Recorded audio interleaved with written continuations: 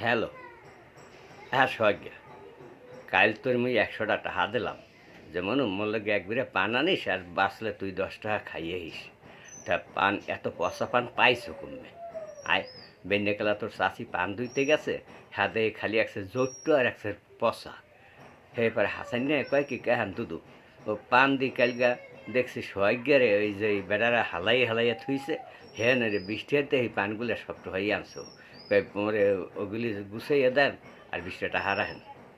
হ্যাঁ, মানুষে এই সময় চুরি চেঁচড়ামি করিয়া খায় আয় এই চোরটা। আর তুই কোন চোর হইছো আয়? তুই বছর মোর সামনে আর পর তোরে মুই দিছি ১০০ টাকা, তুই পান যা পারতে হেয়েই আনতি। তুই খাইলে মোর ডোকনে চাইয়া ২০ টাকা খাইয়া লাতি। আয় ও, তুমি স্বার্থ ছাড়া কিচ্ছু করো না।